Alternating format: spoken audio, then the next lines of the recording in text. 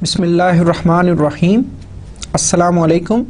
Dear students, we are back with lecture number 20. I am Asif Munir, teaching you CSC 271 database systems. Let's start with the summary of the previous lecture. We are still working with the or discussing the different phases of the database system development life cycle, and if you remember that we have discussed a lot of phases, a number of phases, and now if we look at the phases that we have already discussed in our previous lectures, it was requirements collection and analysis, a very important phase, critical phase. Then we discussed database design, and database design was further subdivided into three phases: conceptual, logical, and physical database design. Then we worked on a optional phase that was DBMS selection, and we discussed the different criteria for selecting a particular DBMS, or what kind of factors should be considered when we are selecting a particular DBMS. Then we discussed the application design, which was further subdivided into the transaction design and user interface designs, and we discussed different factors that should be considered, or the guidelines that should be considered when we are working with the application design and specifically user interface design.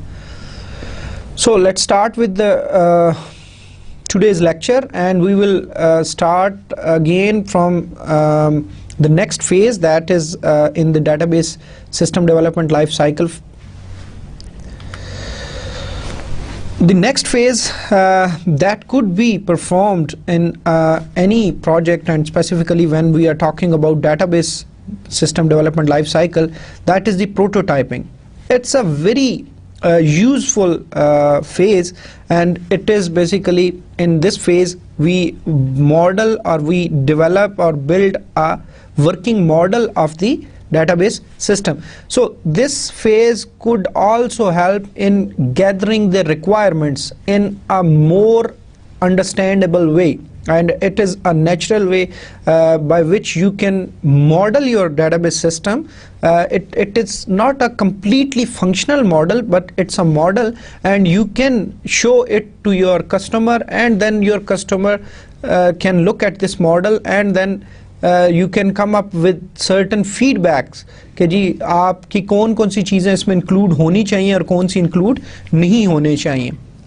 तो मतलब it's a quite simple way to validate or collect certain requirements for a new system.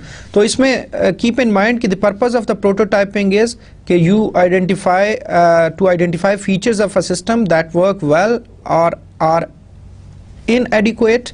जी आपने उन तमाम requirements को या features को मतलब आप वेरीफाई करवा सकते हो कि सपोज आपने एक डमी सा सिस्टम जो है वो बना दिया with the help of user interfaces and some sample data on those कि जी आपका इस तरह का वो नज़र आएगा. तो मतलब ये एक आसान तरीका है जिसके थ्रू जो है वो कस्टमर भी बड़ी आसानी से समझ सकता है कि हाँ जी अच्छा ये चीज़ तो हमें चाहिए ही नहीं, ये चीज़ ऐसे नहीं ऐसे होती है, एंड सो ऑन. तो मतलब आपको काफ़ी उस हद तक और मतलब उसको एक थोड़ा सा आइडिया भी हो जाता है यूज़र को, आपके कस्टमर को, कि जी जो आपका कंप्लीट या जो फाइनल या फिनिश्ड प्रोडक्ट होगी वो किस तरह की होगी. तो यू कैन डिसाइड कि जी जो आप सिस्टम बनाने जा रहे हो वो वाकई उसके मुताबिक है या नहीं. टू सजेस्ट इम्प्रूवमेंट्स और इवन न्यू फीचर्स, मसलन इट कुड हेल्प यू. अगर आपने प्रोटोटाइपिंग एक मॉडल दिखाया किसी कस्टमर को, तो they can suggest some improvements, और they can ask you to add certain new features, because मतलब वो एक उनका इस फॉर्म में है कि वो उसको देख रहे हैं कि जी आपका सिस्टम इस तरह का होगा, तो उनको बड़ी ईजीली वो फिर उसमें से कोई भी इनपुट्स जो है अपनी दे सकते हैं. To clarify the users requirements, या it's a very simple way कि जी आपके जो यूज़र रिक्वायरमेंट्स हैं कि जी आपने उसको एक्यूरेटली समझा था या नहीं यार, you build that prototype according to that model. to evaluate the feasibility of a particular system design. It also basically helps you कि जी आपका जो डिज़ाइन है that is feasible. एक तरह की आपकी वैलिडेशन हो जाती है कि जी आपका डिज़ाइन जो है वो फिजिबल है, and it is providing all the data that is required by the individual user groups. तो इस हवाले से मतलब prototyping could be very helpful. There are two types of prototyping. One is requirements prototyping and the other is evolutionary prototyping. So there is slight difference between these two types of prototyping. If we talk about requirements prototyping, so both are the working model but not completely functional, right?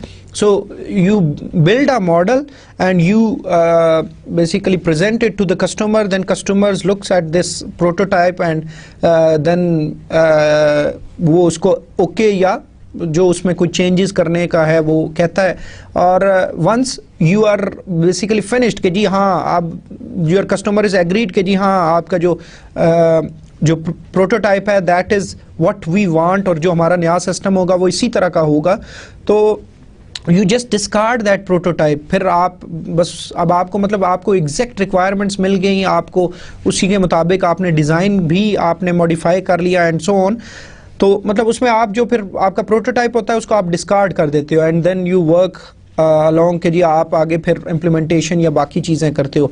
लेकिन जो evolutionary prototyping होता है इसका थोड़ा सा different इस तरह से होता है कि इसमें भी वही है कि आप साथ साथ जो है प्रोटोटाइप डेवलप करते हो जब, तो प्रोटोटाइप आप कस्टमर को दिखाते हो, उस प्रोटोटाइप को फिर आप इस तरह डेवलप कर रहे होते हो कि इसी प्रोटोटाइप को आप आगे फाइनल प्रोडक्ट में कन्वर्ट करते हो. तो you don't discard after agreeing with the customer के, मतलब आपने जब कस्टमर को प्रेजेंट किया उसने कोई भी चेंजेस कहे तो आप उसमें जो भी फिर अकॉर्डिंगली चेंजेस करते हो, और उसके बाद जो है फिर आप इसी प्रोटोटाइप मॉडल को आगे या प्रोटोटाइप को आगे जो है कन्वर्ट करते हो, मैप करते हो फिनिश्ड या फाइनल प्रोडक्ट के अंदर. तो इसमें ये वाला जो है वो डिफरेंस है कि आप इसमें जो है उसी को आगे फिर इस्तेमाल करते हो अपने फाइनल एप्लीकेशन प्रोग्राम्स के लिए या जो भी आपका फॉर्म्स हैं या उस हवाले से.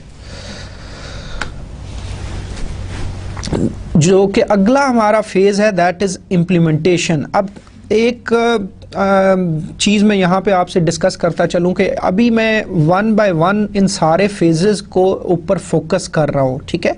इंडिविजुअली हम फोकस कर रहे हैं कि जी ये किस तरह किस फेज़ के अंदर क्या क्या एक्टिविटीज़ परफॉर्म होती हैं, लेकिन आखिर में जब हम इनको इंडिविजुअली पढ़ लेंगे फिर हम इनको अगेन सम अप करेंगे ताकि आपको बड़ी क्लियर अंडरस्टैंडिंग हो कि इन सारे फेजेस का क्या मकसद था और इनके अंदर जो एक्टिविटीज़ हैं वो क्या थी और किस तरह वो एक दूसरे के साथ रिलेट करती थी, एक फेज़ दूसरे के साथ किस तरह उसका रिलेशनशिप था. तो मतलब अभी may be at this point आपको ऐसा फील हो रहा हो कि हम एक इंडिविजुअल फेज को ऊपर तो फोकस कर रहे हैं, लेकिन we are not trying to basically relate all the phases उसको एक सिंगल उसके अंदर. तो मतलब मैं आखिर में जाके इसको इंशाल्लाह ज़रूर इसको डिस्कस करूँगा. तो फ़िलहाल जो है आप इंडिविजुअल इन फेजेस के ऊपर ही फोकस करें ताकि आपको समझ आए कि हर फेज़ के अंदर क्या हो रहा है. जो इम्प्लीमेंटेशन का फेज़ है that is after the prototyping, and prototyping is again कि जी बाज़ का तब डिपेंड करता है. मसलन बहुत सारे ऑर्गेनाइजेशंस में भी अगर कोई बहुत डाटाबेस कम्प्लेक्स नहीं है तो प्रोटोटाइपिंग में भी यूज़ ही ना की जाए, तो ये भी ज़रूरी नहीं है, लेकिन डिपेंड्स के लिए prototyping could be very helpful कि जी आपको एग्जैक्ट अंडरस्टैंडिंग के लिए या बाद में कोई मतलब डिसएग्री हो कस्टमर आपसे कि हमें तो आपने जो चीज़ बना के दी वो ऐसी नहीं हम एक्सपेक्ट कर रहे थे या वो कुछ और एक्सपेक्ट कर रहे थे, तो मतलब it tries to bring a balance या एक एग्रीमेंट के ऊपर उसको वो लाने में मदद देता है कि अगर आपने प्रोटोटाइप एक डेवलप करके उसको दिखा दी तो मतलब यूज़र को आइडिया हो जाता है कि जी आपका जो एंड प्रोडक्ट होगी वो इसी तरह की होगी. तो मतलब उसको फिर उससे बहुत सारी आपको इनपुट मिल सकती है, अगर कोई चीज़ मिसिंग है तो वो चीज़ क्लियर हो सकती है. जो नेक्स्ट हमारा फेज है that is implementation. Implementation is the physical realization of the database and the application design. कि अब हमने उनको जो है फिजिकली कंप्यूटर के ऊपर कैसे करना है उसको मतलब यूजिंग सम स्पेसिफिक लैंग्वेजेस कैसे जो है हमने उसको इम्प्लीमेंट करना है, ये चीज़ जो है वो इम्प्लीमेंटेशन फेज़ के अंदर की जाती है। तो मसलन हम अगर देखें हमारे पास जो डेटाबेस डिज़ाइन था हमारा, वो कैसे हम उसको इम्प्लीमेंट करेंगे, कि हमने डिफ़ाइन कर लिया जी हमारा इतने रिलेशंस होंगे, उनके ये एट्रीब्यूट्स होंगे, उनकी ये वाली उनकी डाटा टाइप्स या वो होंगी, लेकिन उसको अब एक्चुअली इम्प्लीमेंट कैसे करना है, we will be using basically on using some DBMS, और DBMS के अंदर फिर हम स्ट्रक्चर्ड क्यूरी लैंग्वेज और उसका DDL पोर्शन यूज़ करते हुए हम जो है वो स्टेटमेंट्स यूज़ करके, या मे बी कोई हम अगर टेबल्स क्रिएट करना चाहते हैं तो हम कोई क्लिक्स के थ्रू भी, मुख्तलिफ वो जो मेन्यू ड्रिवन ऑप्शन होती है उसके थ्रू भी हम कर सकते हैं, या हम DDL स्टेटमेंट्स जो है उनके थ्रू जो है वो हम ये जो इम्प्लीमेंटेशन का स्टेप है ये परफॉर्म कर सकते हैं। What we will do, most probably we will be using DDL to create database schemas and empty database files which are nothing but tables. Use DDL to create any specified user views, and if there are certain views required at this level, so maybe you can create those views. And as you know, we have already learned how to create tables and create views.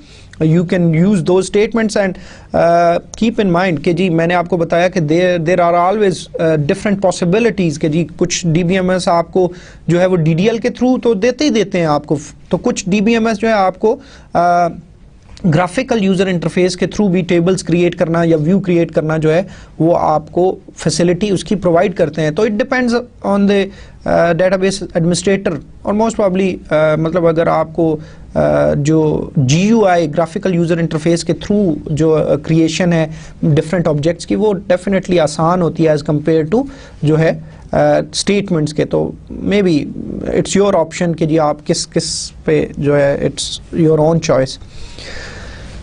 If we talk about the application design, तो application design में होगा कि we will be developing applications using some third or fourth generation language, which could be C, C++, Java, Perl, any मतलब कोई भी जो language है जो आप अब एप्लीकेशन प्रोग्राम्स को डेवलप करने के लिए यूज़ करेंगे। एंड कीप इन माइंड कि अब जो आपके एप्लीकेशन प्रोग्राम्स होंगे they will be interacting with the database, और you need to embed some certain DML statements within those programming languages. वो जो होस्ट लैंग्वेजेस हैं उनके अंदर आपने मसलन अगर आपका एक एप्लीकेशन प्रोग्राम जो था वो डाटा इंसर्ट करने की ऑप्शन देता है, डाटा रिट्रीव करने की, रिपोर्ट जनरेट करने की ऑप्शन देता है, तो मसलन अगर आपका एक फॉर्म है एप्लीकेशन प्रोग्राम पे जिस पे सर्टन फील्ड्स दी हुई हैं, जैसे स्टूडेंट का name, registration, father name, last, और एक बटन आपको दिया हुआ है सेव, तो when you enter the data और जब when you press the save button, तो then there will be a query on that button click, और उसके ऊपर क्या क्यूरी होगी, वो इंसर्ट की क्यूरी होगी, और उन जो फील्ड्स के अंदर जो वैल्यूज होंगी वो उस इंसर्ट की स्टेटमेंट में जाएंगी, और definitely that insert statement would be for a specific table जो कि स्टूडेंट होगा, और उसके स्पेसिफिक एट्रीब्यूट्स के लिए वो वैल्यूज होंगी। तो दिस इज हाउ बेसिकली आप फिर जिस किस्म की भी आपको फीचर्स जो है उन एप्लीकेशन प्रोग्राम्स के अंदर जो है वो प्रोवाइड करनी है वो आप करेंगे। तो it would be in different form कि जी आपने अब हो सकता है बाज जैसे डेटाबेस एडमिनिस्ट्रेटर है या कोई जो हायर मैनेजमेंट है which is technically very strong, तो maybe he can use वो DBMS का कोई जो है वो क्यूरी वाला जो है जिसमें क्यूरीज लिखी जा सकती हैं उस के थ्रू ही क्यूरीज लिखे, लेकिन मोस्ट प्रॉब्ली जो आपके एंड यूजर्स होंगे they will be interacting with the database through application programs.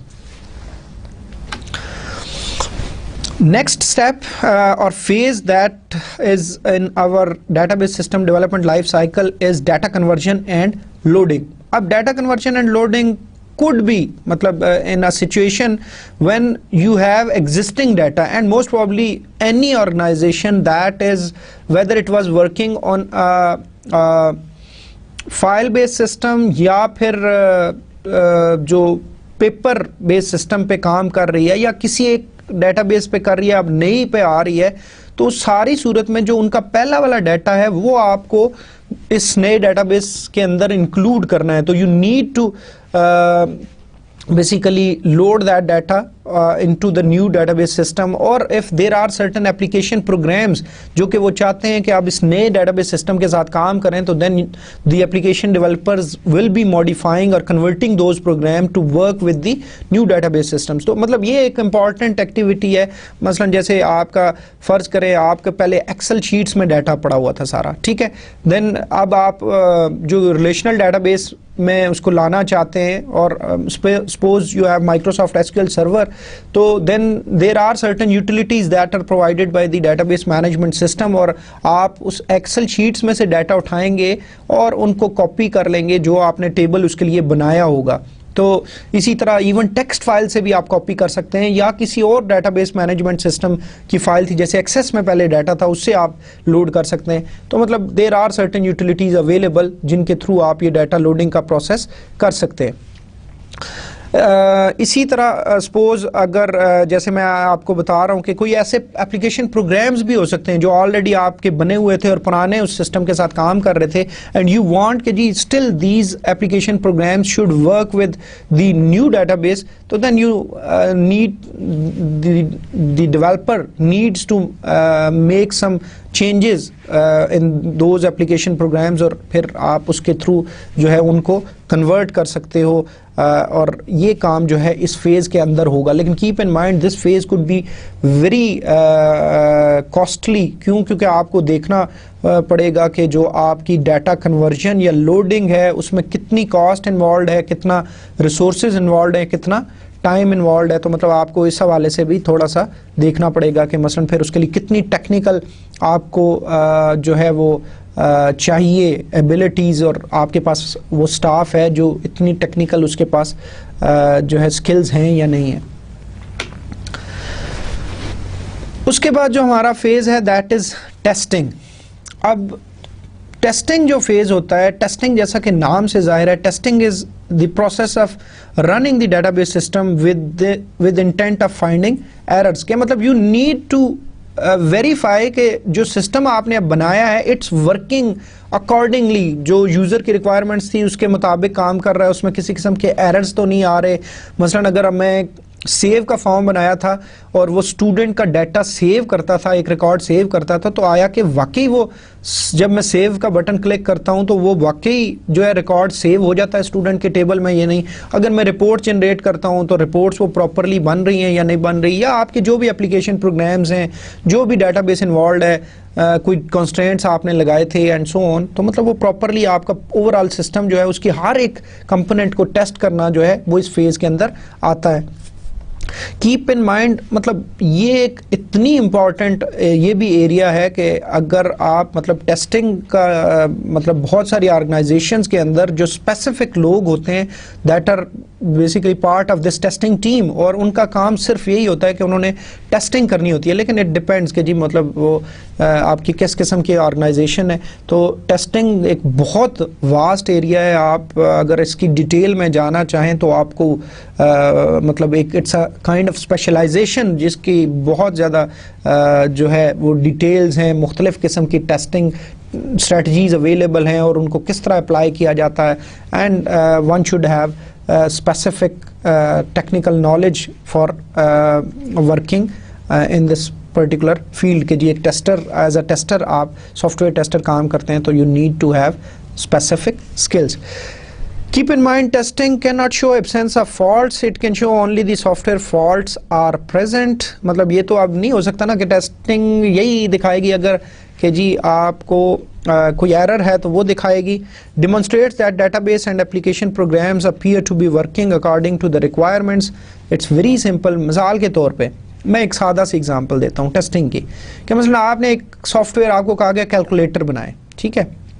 अच्छा, अब टेस्टिंग बड़ी मुख्तलिफ लेवल की हो सकती है. मतलब अब यही है जैसे मैंने आपको बताया कि टेस्टिंग बहुत वास्ट फील्ड है, और ये भी एक ऐसी फील्ड है जैसे मैं अभी आपको पिछले लेक्चर में डिस्कस किया था कि यूज़र इंटरफेस डिज़ाइन जो है इसके ऊपर बहुत अब रिसर्च हो रही है, बहुत काम हो रहा है। इसी तरह जो टेस्टिंग है ये भी एक ऐसा एरिया है जो निगलेक्टेड एरिया है और इसमें भी बहुत ज़्यादा काम हो रहा है। और सॉफ्टवेयर अगर प्रॉपरली टेस्ट हो तो उसके अंदर बहुत कम जो है वो इश्यूज़ रह जाएंगे और आपके सॉफ्टवेयर की क्वालिटी जो है that would be very good.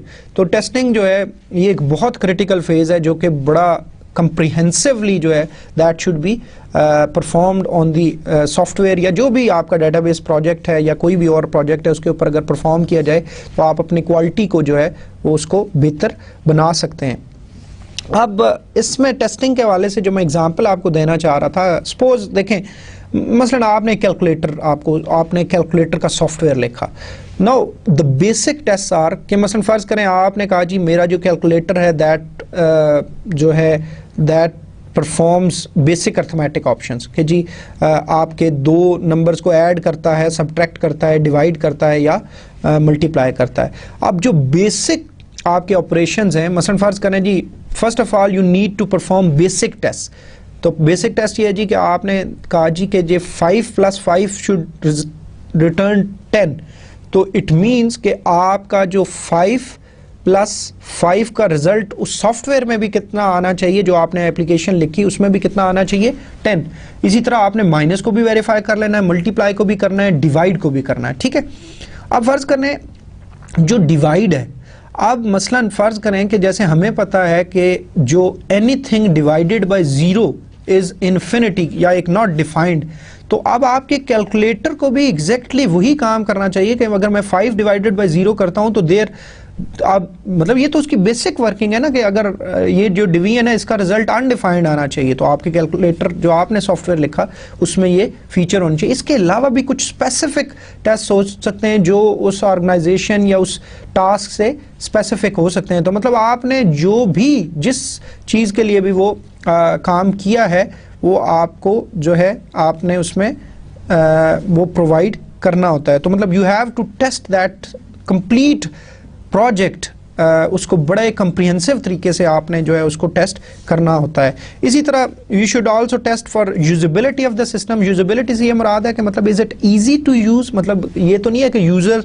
को इसमें बहुत ज़्यादा प्रॉब्लम आती है, उसको मतलब ये ना हो कि अब देखें डेटाबेस सिस्टम जो है वो किस लिए डेवलप किया गया, ताकि उस ऑर्गेनाइजेशन की प्रोडक्टिविटी को, और प्रोडक्टिविटी कौन बेसिकली प्रोडक्टिविटी किससे आती है, जो उस ऑर्गेनाइजेशन के एम्प्लॉइज़ हैं और उन एम्प्लॉइज़ ने सिस्टम को यूज़ करना है। और सिस्टम को के ऊपर इतनी ज़्यादा इन्वेस्टमेंट इसलिए की गई कि ताकि उनकी प्रोडक्टिविटी इंक्रीज़ हो सके। और फ़र्ज़ करें अब उस सिस्टम को यूज़ करना ही बड़ा डिफ़िकल्ट है, तो बजाय उनकी प्रोडक्टिविटी इंक्रीज़ होने के बल्कि उल्टा जो है, पहले वो अगर 50 क्लाइंट्स का वो जो है वो काम कर लेते थे एक दिन में 8 घंटे में, तो अब उस सिस्टम की कम्प्लेक्सिटी की वजह से उन 50 के बजाय अगर 40 वो हो गए हैं क्लाइंट, उनको अगर वो डाटा जो प्रोसेस करते हैं, कोई भी एक्टिविटी मतलब परफॉर्म करते हैं, तो फिर तो इसका कोई फ़ायदा ना हुआ। तो you should be very clear कि जी आपने उसका इस हवाले से भी टेस्ट करना है कि उसकी यूजेबिलिटी टेस्ट ओके है या नहीं है। कीप इन माइंड कि evaluation conducted against a usability specification, कि जी यू एवेलुएट कि जी उसकी यूजेबिलिटी स्पेसिफिकेशन जो है वो क्या है, हम उनको डिस्कस कर लेते हैं। तो what kind of criteria is there for evaluation के आया कि वो चीज़ है या नहीं। तो there are certain factors जैसे learnability है कि जी how easy it is to learn to work with this new system, कि जी आपने एक being a user, एक आम यूज़र के आपने इस सिस्टम के साथ अब इंटरेक्ट करना है, अपनी एक्टिविटीज़ परफॉर्म करनी है जो वो पहले में भी किसी और तरीके से कर रहे थे, या पेपर बेस्ड या फाइल बेस्ड एप्लीकेशन मतलब कोई सिस्टम यूज़ कर रहे थे, तो कितना इजी है, परफॉर्मेंस में क्या डिफरेंस आया है एज़ कम्पेयर टू पिछले या अब के सिस्टम में, तो मतलब उनकी परफॉर्मेंस इंक्रीज़ हुई या नहीं। तो मतलब दीज आर दी क्राइटेरियाज के जिनके ऊपर हम फिर डिसीजन कर सकेंगे कि हाँ जी जो हमने नया सिस्टम बनाया है वो हमारे मिशन ऑब्जेक्टिव्स को उसने अचीव किया है। तो मिशन ऑब्जेक्टिव यही होंगे कि जी हम इससे जो है अपने एम्प्लॉयज़ की प्रोडक्टिविटी को इंक्रीज़ करेंगे। एम्प्लॉयज़ की प्रोडक्टिविटी इंक्रीज़ होने का मतलब है कि उस ऑर्गेनाइजेशन के जो बिज़नेस है दैट विल ग्रो, और वो ज़्यादा लोगों को अच्छे तरीके से फैसिलिटेट कर सकेंगे। तीसरा जो फैक्टर है, क्राइटेरिया है, दैट इज रोबस्टनेस। मीन्स के अगर कोई एरर्स भी आ जाते हैं तो how robust is this system, वो स्टिल कितना अच्छे तरीके से परफॉर्म करता है। रिकवरेबिलिटी के in case of errors how fast this system recovers from those errors. और अडॉप्टेबिलिटी के अगर कोई चेंजेस आते हैं, कोई मॉडिफिकेशंस आती हैं तो ये कितने सिस्टम में अडॉप्टेबिलिटी की जो है वो सलाहियत है कि उस नए सिस्टम जो चेंजेस हैं उनको उसके अंदर अपने अंदर जो है वो इंक्लूड कर सके। तो ये सारे क्राइटेरिया फैक्टर्स जो है वो आप यूज़ कर सकते हैं टू एवेलुएट अ सर्टन जो है डेटाबेस सिस्टम।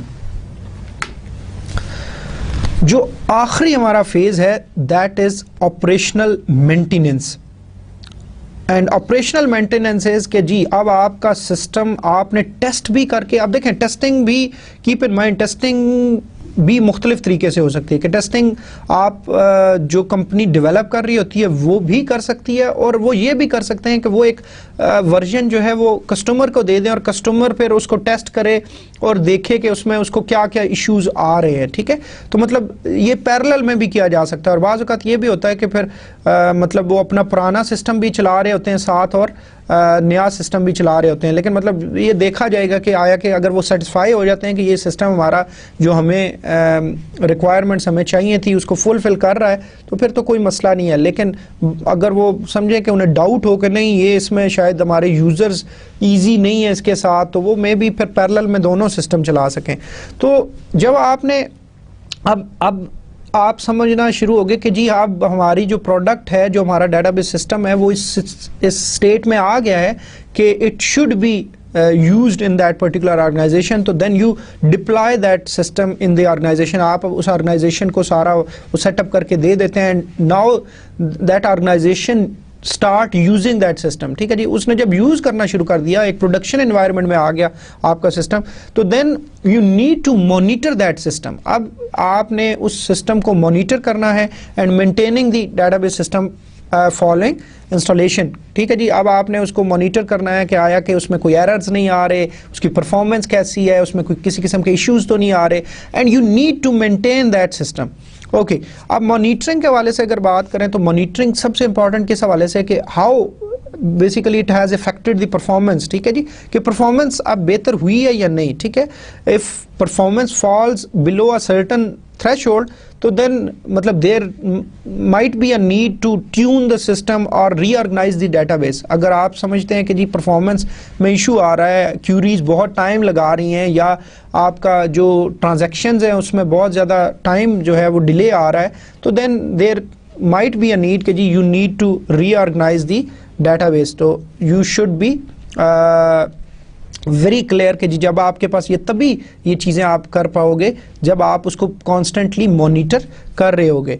इसी तरह maintaining and upgrading database applications when required कि जी suppose you need to upgrade the database application you have to, या कोई और आपके इसी तरह नई रिक्वायरमेंट्स आपकी आ जाती हैं। मसलन एक चीज़ हम अभी जैसे मैंने कहा कि मैं समराइज़ करूंगा जब बाद में, अभी हम इंडिविजुअल कंपोनेंट्स पे गौर कर रहे हैं, तो जब हम आगे जाके इसको समराइज़ करेंगे तो फिर हम इसके ऊपर डिस्कस करेंगे कि बाज़ औक़ात आज आपने एक सिस्टम बना लिया लेकिन with the passage of time there are some changes in the organization के जी कोई ऑर्गेनाइजेशन कोई नए बिजनेस शुरू कर देती है या कुछ के अंदर उनकी एक्टिविटीज चेंज हो जाती हैं, तो definitely there these activities will not be included in that database system.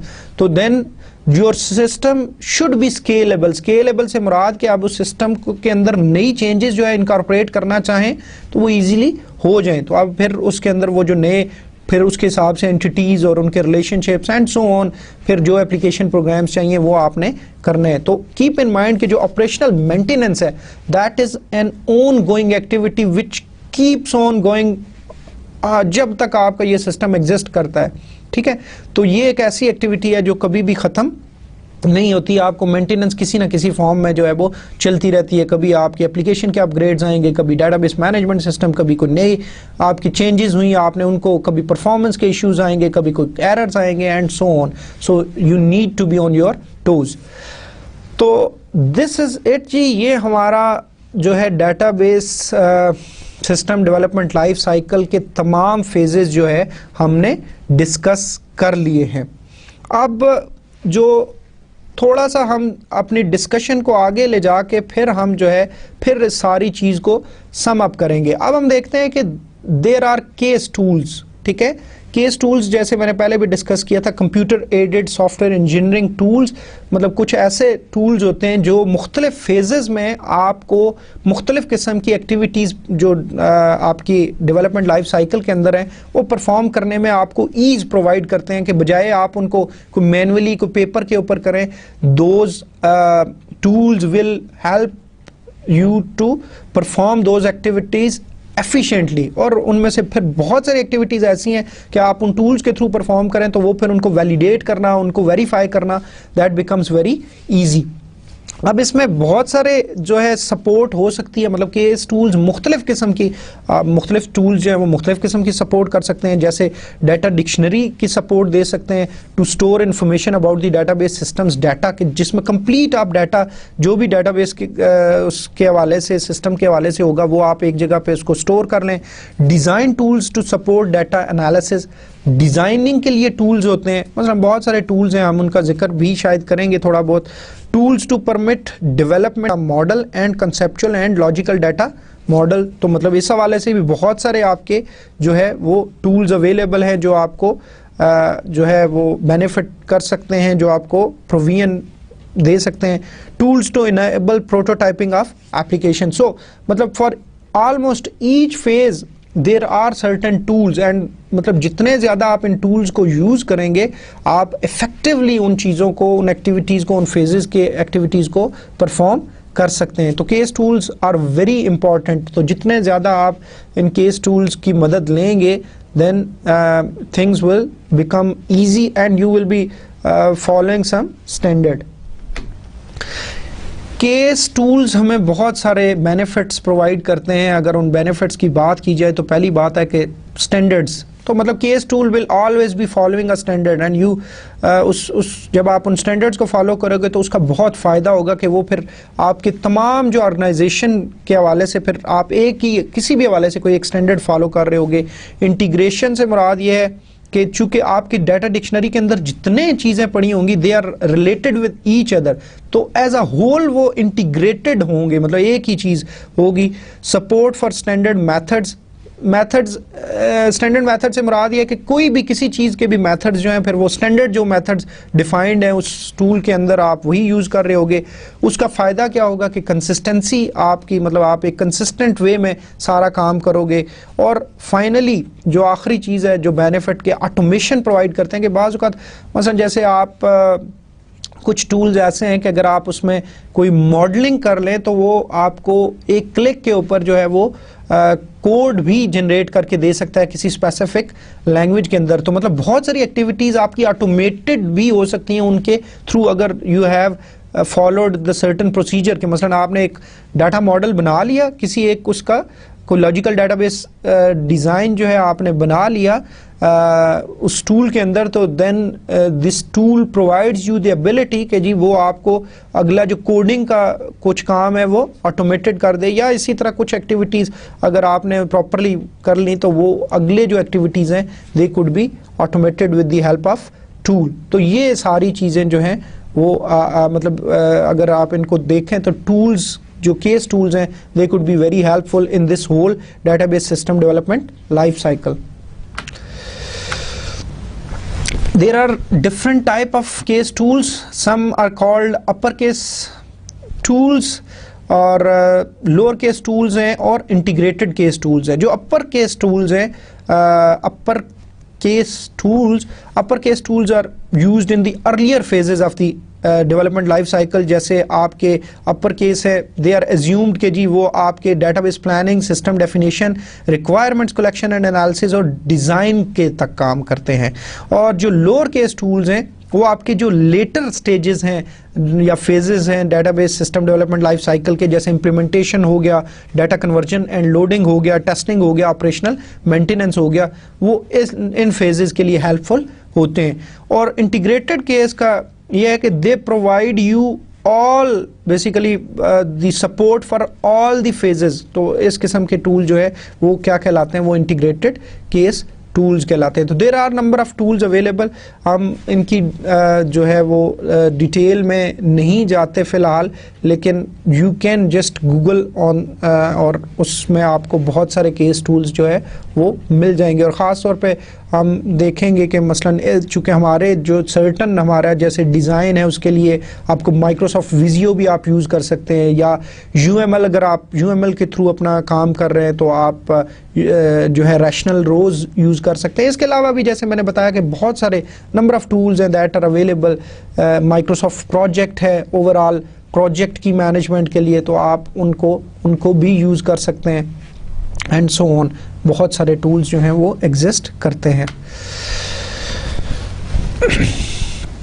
जो लास्ट टॉपिक हमारा इस चैप्टर का, that is data and database administration. And if you remember that we differentiated those two concepts के जी हमारी data administration is different और database administration is different, and there are certain roles जिसको फिर हमने स्पेसिफाई किया था कि जो डाटा एडमिनिस्ट्रेशन है that is performed by the data administrator, और जो डाटाबेस एडमिनिस्ट्रेशन है that is performed by the database administrator. And those are very critical roles in any team, कोई भी जो इस हवाले से काम कर रही है.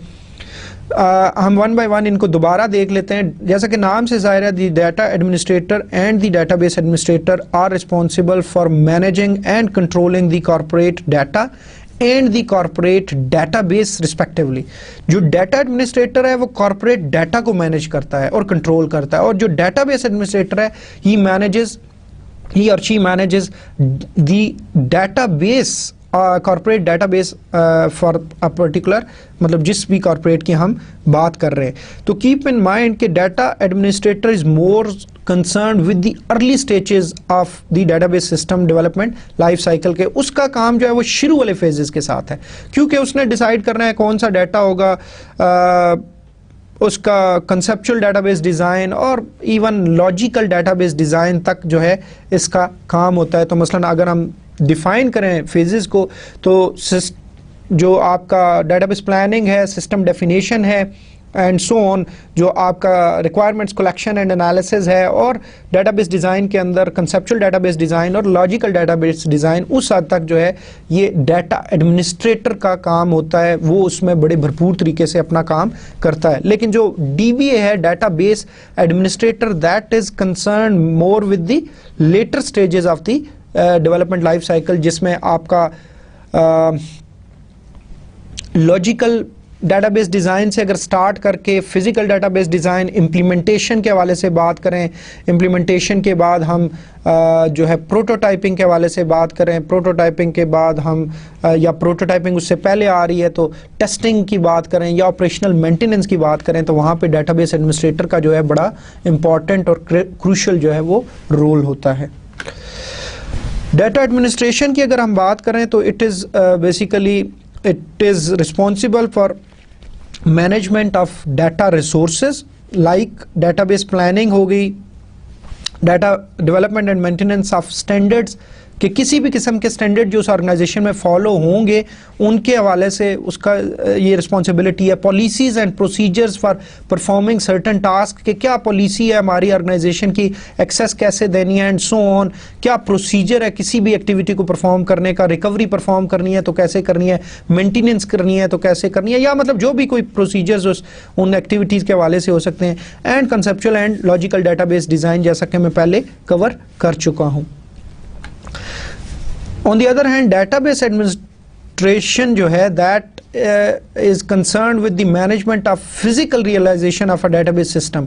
And what does it include? It includes physical database design and implementation, setting security and integrity constraints या controls, कि जी हमने क्या क्या basically किस किस्म के integrity constraints हैं इसके ऊपर और integrity controls हैं, ठीक है, और उनकी भी implementation है कि कैसे उनको टेक्निकली इंप्लीमेंट करना है, ठीक है।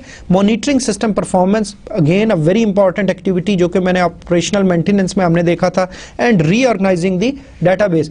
अब एक और वाज़े फ़र्क जो हम इन दोनों के दरमियान देखें तो वो हमें नज़र आएगा कि जो हमारा डाटा एडमिनिस्ट्रेटर है that is type of a managerial skills उसके पास होती हैं और उसने मतलब उस मैनेजमेंट के हवाले से काम करना है। लेकिन ऑन द अदर हैंड जो डेटाबेस एडमिनिस्ट्रेटर होगा उसका जो रोल है दैट इज़ मोर टेक्निकल, उसको डीबीएमएस और कैसे उनको इम्प्लीमेंट करना है और जो टेक्निकलिटीज़ हैं सारी उसका ताल्लुक उस चीज़ से ज़्यादा होगा। जो ये स्लाइड है आपकी, just we have compared both these roles के जी डाटा एडमिनिस्ट्रेशन और डेटाबेस एडमिनिस्ट्रेशन, इसको अगर हम डिफरेंशिएट करना चाहें, इनको कंपेयर करना चाहें कि इनके दरमियान क्या डिफरेंसेस हैं तो इस टेबल में आपको नज़र आएंगे।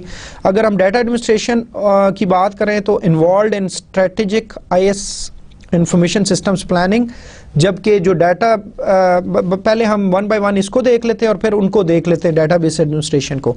तो मतलब इसकी स्ट्रेटेजिक इंफॉर्मेशन सिस्टम प्लानिंग, जो प्लानिंग है जैसे बताया था वो इसका काम है डिटरमिन्स लॉन्ग टर्म गोल्स, उस सिस्टम के लॉन्ग टर्म गोल्स इसने डिटरमिन करने हैं, इन्फोर्सेस स्टैंडर्ड्स पॉलिसीज एंड प्रोसीजर्स जो भी उस ऑर्गेनाइजेशन में यूज़ होंगे वो इसने इन्फोर्स करने हैं। लेकिन कीप इन माइंड कि उसने जस्ट डिफाइन करने हैं, लेकिन उनको इंप्लीमेंट किसने करना होगा, वो डेटाबेस एडमिनिस्ट्रेटर ने करना होगा। डिटरमिन्स डाटा रिक्वायरमेंट्स, जितनी भी डाटा रिक्वायरमेंट्स है वो ये डिटरमिन करेगा। Develops conceptual and logical database design, develops and maintains corporate data model, coordinates system development, managerial orientation and DBMS independent। इसका कोई टेक्निकली इसका कोई रोल नहीं होता, मतलब इसको उन चीज़ों से इसका कोई ऐसा ताल्लुक नहीं होगा। लेकिन on the other hand database administration की हम बात करें तो it evaluates new database management system. Definitely उसका पहला ये रोल जो स्टार्ट होगा वो लॉजिकल डेटाबेस डिज़ाइन से पहले कि उसने देखना है कि जी कौन सा DBMS हम यूज़ करें। Executes plans to achieve goals, जो भी मिशन ऑब्जेक्टिव सेट किए गए हैं उनकी एग्जीक्यूशन करेगा, उनको प्लान करेगा एक्टिविटीज़ को ताकि उन गोल्स को अचीव किया जा सके। Enforces standards and policies and procedures, implements data requirements, देखें वो डिटरमिन कर रहा था, ये इम्प्लीमेंट कर रहा है। develops logical and physical database design, implements physical database design, monitors and controls database, technical orientation है इसकी। और ये DBMS के ऊपर मतलब इसका नॉलेज जो है वो DBMS या ऑपरेटिंग सिस्टम मतलब सिस्टम वो जो इम्प्लीमेंटेशन के हवाले से जो है इसका किरदार ज़्यादा होता है। डियर स्टूडेंट्स, काफ़ी थ्योरी से भरपूर ये चैप्टर था, लेकिन हमने इसको बड़ी डिटेल के साथ कवर किया। मैंने आपको पहले भी डिस्कस किया था कि maybe at times you could feel कि ये अजीब सा मतलब इसमें मटेरियल है, लेकिन keep in mind this is very critical कि अगर आप इन फेजेस को अच्छी तरह से समझ लेते हैं और आप इन फेजेस के अंदर जो रिकमेंडेशंस हैं उनको फॉलो करते हैं तो you will always and up with a better product, और एक अच्छा जो प्रोजेक्ट जो है वो आपका आउटकम की फॉर्म में मतलब आउटकम आएगी उस जिस प्रोजेक्ट पे भी आप काम कर रहे हैं, चाहे आप डेटाबेस के प्रोजेक्ट पे कर रहे हैं या कोई और। कीप इन माइंड कि जी हमने तो चूंकि स्पेसिफिकली इसको इसी तरह पढ़ा है कि हमने डेटाबेस प्रोजेक्ट के लिए, लेकिन this could be used for any kind of project, मतलब आप किसी भी किस्म का काम कर रहे हैं तो अगर आप इन फेजेस को इस्तेमाल करेंगे तो then you will end up with something very good. तो अब हमारा ये चैप्टर यहाँ पे ख़त्म होता है। इसके बाद हम अगला जो चैप्टर है that is very simple in terms of मतलब कंटेंट्स, लेकिन उसका भी इसके फेजेस के साथ बड़ा गहरा ताल्लुक है।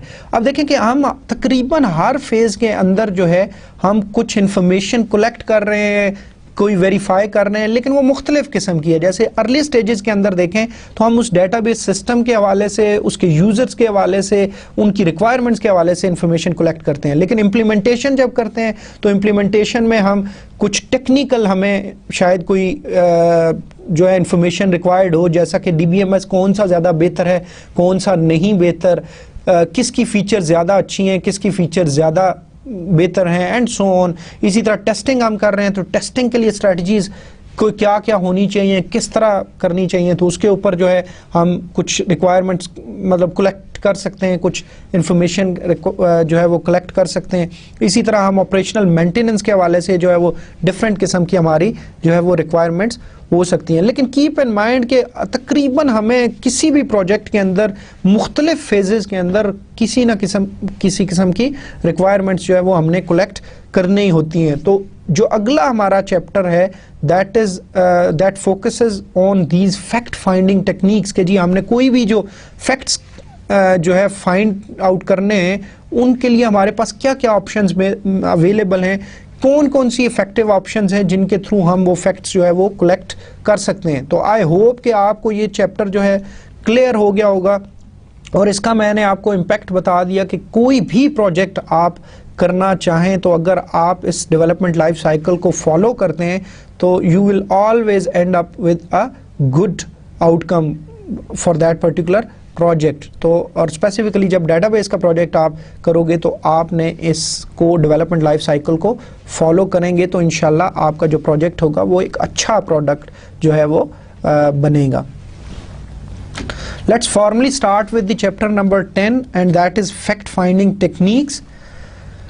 जो फैक्ट फाइंडिंग, जैसे मैंने आपको पहले डिस्कस किया कि फैक्ट फाइंडिंग आपको तकरीबन जो है you need to find the facts, और जो भी आपको डेटाबेस सिस्टम के हवाले से चाहे आपकी एप्लीकेशंस हैं या जो भी हैं उनके लिए आपने जो है वो यूज़ करनी पड़ेंगी, आपको कुछ effective fact finding techniques use करनी पड़ेंगी ताकि आप जो है वो एक्यूरेट और कंसिस्टेंट और वही फैक्ट्स आप कलेक्ट करें जो वाकई रियल लाइफ में या उधर उसमें एग्जिस्ट करते हैं।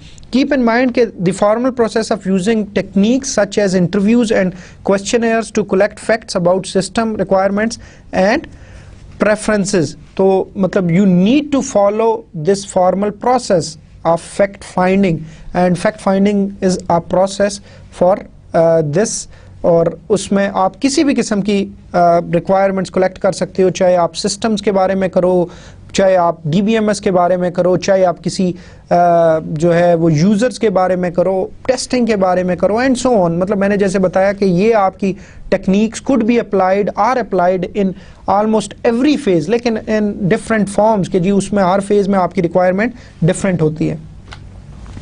When are these techniques used?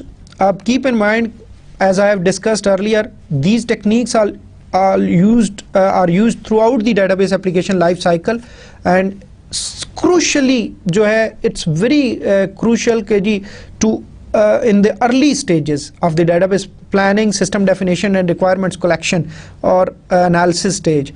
मतलब इनके अंदर तो इसका रोल और ज़्यादा क्रिटिकल है। ठीक है, मैं अगेन जैसे मैं पहले भी डिस्कस किया था कि मैं आखिर में सम अप करूंगा जब ये चैप्टर्स आपका 10 ख़त्म कर लूँगा तो then I will come up with a summary again कि जी आपको मैं रिलेट करूंगा ये सारा system development life cycle, fact finding techniques और इनका आपस में रिलेशनशिप। तो कीप इन माइंड कि जो हमारे पहले फेजेस होते हैं दे आर वेरी क्रूशल, और उसकी वजह क्या है कि अगर आपके पहले फेजेस में आप जो फैक्ट फाइंड करते हो चाहे वो किसी भी हवाले से हैं, अगर वो आप एक्यूरेट नहीं है तो फिर उसका अंजाम क्या होगा कि उसका अंजाम ये होगा कि आपके अगले फेजेस में चूंकि वो इनपुट के तौर पे जा रहे होंगे और आपके जो डिज़ाइन बनेगा वो उस इनपुट के ऊपर बनेगा।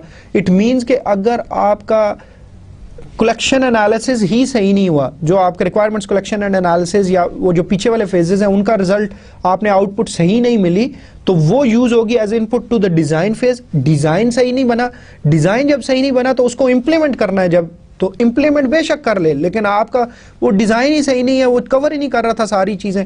अब आपका जो इम्प्लीमेंटेशन है वो भी गलत होगी। इम्प्लीमेंटेशन जब गलत होगी, आप टेस्टिंग कर रहे हैं तो टेस्टिंग भी आपने की, जो पूरी चीजें ही नहीं है तो बेशक टेस्ट कर लें उसको। ठीक है, तो मतलब जब फिर आप उसको डिप्लॉय करोगे, यूज़र के हवाले करोगे, तो फिर आपको पता चलेगा नहीं ये तो हमने जो चीज़ बना दी है इसके अंदर तो बहुत सारे यूज़र ग्रुप्स को हमने जो है वो आइडेंटिफाई नहीं किया, उनको हम भूल गए। तो मतलब इस हवाले से आपको हमेशा इट इज़ रिकमेंडेड कि you should spend more energy in the early stages of the system development life cycle. ठीक है जी, तो ये पहले 3-4 फेजेस जो हैं दैट आर वेरी क्रूशल, और उसमें जो है ये फैक्ट फाइंडिंग टेक्निक्स भी यूज़ होती हैं, लेकिन हम जैसे देखेंगे कि हर बाकी डेवलपमेंट लाइफ साइकिल में भी यूज़ होती हैं लेकिन डिफरेंट वे में। It enables developers to learn about the terminology, problems, opportunities, constraints, requirements and priorities of the organization and the users of the systems, and what these techniques enable the developer to basically come up with all these issues कि जी terminologies क्या use होती हैं, जब वो fact finding करेगा उसको पता चलेगा उनको क्या क्या प्रॉब्लम्स आ रहे थे जिसकी वजह से वो डेटाबेस सिस्टम की तरफ जा रहे हैं, क्या अपॉर्चुनिटीज़ है नए डेटाबेस सिस्टम में उनके लिए, एंड सो ऑन, कंस्ट्रेंट्स क्या हैं, रिक्वायरमेंट्स क्या हैं एंड प्रायोरिटीज़ क्या हैं एंड सो ऑन। ये सारी चीज़ें जो है वो आपकी डिस्कस होती हैं इसके अंदर। ये अब स्लाइड आपकी जो है ये मुख्तलिफ आपको एक एग्ज़ाम्पल दे रही है कि हर जो फेज़ है या डेवलपमेंट लाइफ साइकिल का उसके अंदर किस किस्म का डाटा आप कैप्चर करते हैं और किस किस्म की जो फैक्ट फाइंडिंग उसकी आउटकम क्या होती है इन फॉर्म ऑफ सम मतलब डॉक्यूमेंटेशन या क्या उसका आउटकम आता है। तो अगर हम डेटाबेस प्लानिंग की बात करें तो डेटाबेस प्लानिंग में what you do, what kind of data is captured in this phase, उसमें आप जी aims and objective of database project के ऊपर डिस्कशन करते हो एंड यू मस्ट रिमेंबर कि जी हमें क्या मिलता था, जो इसकी आउटकम है वो क्या होती थी, mission statement and mission objectives of the database system. इसी तरह सिस्टम डेफिनेशन की बात करें, you describe major user views मतलब जॉब रोल्स के ऊपर या एप्लीकेशन या बिजनेस एप्लीकेशन एरिया के ऊपर, और इसमें आप definition of scope and boundary of the database application और जो भी उसके व्यूज़ हैं वो सारे आप इसके अंदर जो है वो डिफाइन करते हैं। और रिक्वायरमेंट्स कलेक्शन एंड एनालिसिस, ये सारी चीज़ें हम पहले डिस्कस कर चुके हैं। Requirements for user views, system specification, performance and security requirements को मतलब ये सारी कंसिडर करते हैं, और जो इसकी आउटकम होती है that is users and system requirement specification होती है। इसी तरह डेटाबेस डिज़ाइन के अंदर कि जी users responses to checking the logical database design, functionality provided by the target DBMS, और जो इसका आउटकम था वो हमारी कंसेप्चुअल या लॉजिकल डेटाबेस डिज़ाइन था which could be in form of ER models, data dictionary and relational schema, और physical database design भी इसमें हो सकता है। जो एप्लीकेशन डिज़ाइन था, it is the users response to checking the interface design कि वो जो एप्लीकेशंस बनाई गई हैं वाकई वो सही हैं या नहीं, वो यूज़र उसके साथ ईजीली मतलब इंटरेक्ट कर सकता है, यूज़र फ्रेंडली हैं या नहीं है, और कुछ स्टैंडर्ड जो हमने रिकमेंडेशंस फॉलो की थी उनको फॉलो किया गया है या नहीं। एप्लीकेशन डिज़ाइन, इसका आउटकम की अगर देखें तो application design of the programs and user interface. इसी तरह DBMS सिलेक्शन में functionality provided by the target DBMS और DBMS एवेलुएशन एंड रिकमेंडेशन कि जी आप सर्टन DBMS को वो स्टडी करते थे और फिर you come up with a report कि जी आप रिकमेंडेशन देते थे कि ये वाला DBMS ले लें। इसी तरह implementation, functionality provided by the target DBMS, लेकिन इसकी एज सच कोई आउटकम वो उस तरह नहीं शो हो रही। डाटा कन्वर्जन एंड लोडिंग हमने डिस्कस किया था, टेस्टिंग को डिस्कस किया था, ऑपरेशनल मेंटेनेंस को यूज़ किया था। तो टेस्टिंग के अंदर टेस्टिंग स्ट्रैटेजीज यूज्ड और analysis of the test result के क्या आपने एनालाइज किया कि मसलन एक टेस्ट परफॉर्म किया उसका रिजल्ट क्या आया, तो रिजल्ट से आप एनालिसिस करोगे अच्छा जो हमने सिस्टम बनाया वो वाकई वो जो वही काम कर रहा है जिसके लिए हमने बनाया था। जो आपके ऑपरेशनल मेंटेनेंस है उसके अंदर यूज़र मैनुअल्स हो सकते हैं, analysis of the performance result आ सकते हैं ताकि आप जस्टिफिकेशन प्रोवाइड कर सको कि आपकी परफॉर्मेंस अच्छी जा रही है। Modified user requirements and system specification, अगर कोई नई चेंजेस उसके अंदर इनकॉर्पोरेट करनी है तो you need to modify the requirements and system specification as well. Okay, fact finding techniques की अगर हम बात करें तो there are number of techniques that are being used. अब मतलब सादा अल्फाज में आपने देखें, हम जो सिस्टम डेवलपमेंट लाइफ साइकिल है उस सारे का मकसद क्या था कि हमने डेटाबेस प्रोजेक्ट को अच्छे तरीके से कंप्लीट करना है, और वो जो इश्यूज जो हमने डिस्कस किए थे ना सॉफ्टवेयर डिप्रेशन या सॉफ्टवेयर क्राइसिस के अंदर, हमने मतलब उस किस्म की चीज़ों से अवॉइड करना है। तो उसके लिए हमने कहा था जी अगर आप एक स्ट्रक्चर्ड अप्रोच यूज़ करेंगे तो then it will be easy for you. ठीक है, अब मसला ये है कि हर फेज़ के अंदर you need to collect certain requirements. ठीक है, आपने फैक्ट्स फाइंड करने हैं। और फैक्ट्स फाइंड किस तरह करने हैं कि आपने पहले तो सिस्टम सारे को समझना है कि किसके लिए आपने वो डेटाबेस सिस्टम बनाना है, उस डेटाबेस सिस्टम में क्या क्या इंफॉर्मेशन है जिसके बारे में, मतलब एंटिटीज़ कौन सी हैं जिनके बारे में इंफॉर्मेशन कैप्चर की जाती है, उनके रिलेशनशिप्स, कौन कौन से यूज़र्स हैं, हर यूज़र की क्या रिक्वायरमेंट्स हैं, कितने जॉब रोल्स हैं, and so on. So these fact finding techniques will be very useful and you will be using these techniques in those individual phases. तो अब हम देखते हैं कि जो मोस्ट कॉमनली हमारी फैक्ट फाइंडिंग टेक्निक्स हैं, आई होप कि आपने इनमें से, मतलब ये बहुत इजी है इस हवाले से कि इसमें कोई ऐसी मुश्किल चीज़ नहीं है, we just will go through it very quickly. तो इसमें आप देखें तो आपकी जो टेक्निक्स हैं मोस्टली यूज्ड, वो उसमें एग्जामिनिंग डॉक्यूमेंटेशन है कि जी किसी भी ऑर्गेनाइजेशन जिसके लिए आप डेटाबेस बनाने जा रहे होंगे उनकी जो एग्जिस्टिंग डॉक्यूमेंटेशन है आप उसको एग्जामिन कर लें, उसको स्टडी कर लें, आपको उस सिस्टम की एक्टिविटीज़ के बारे में पता चल जाएगा।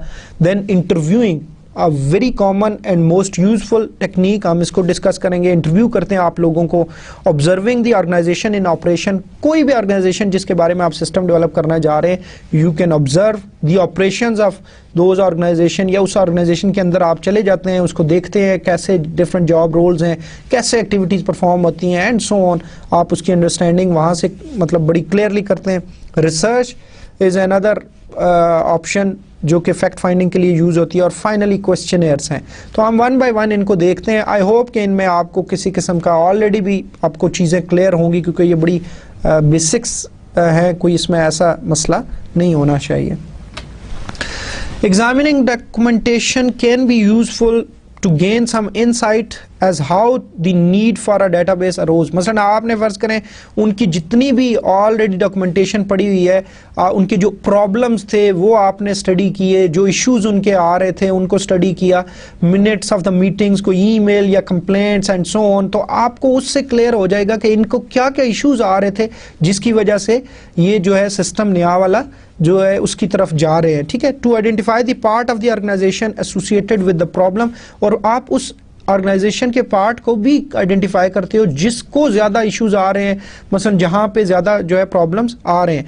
To understand the current system, जो उनका करंट सिस्टम चल रहा है उसको भी आपको समझने में बड़ी आसानी होगी bye examining the documentation that is available. लेकिन इसमें अब एक इशू आ सकता है कि बाज़ औक़ात जो ऑर्गेनाइजेशंस होती हैं वो इतनी प्रॉपर डॉक्यूमेंटेशन जो है वो मेंटेन नहीं कर रही होती। तो अगर डॉक्यूमेंटेशन है ही नहीं अप्रोप्रिएट तो then it will be very difficult कि जी अगर आपकी प्रॉपर डॉक्यूमेंटेशन नहीं है तो then you won't be able to extract all the information using this fact finding technique. लेकिन अगर कोई ऑर्गेनाइजेशंस इसको मेंटेन कर रही हैं तो then it won't be difficult.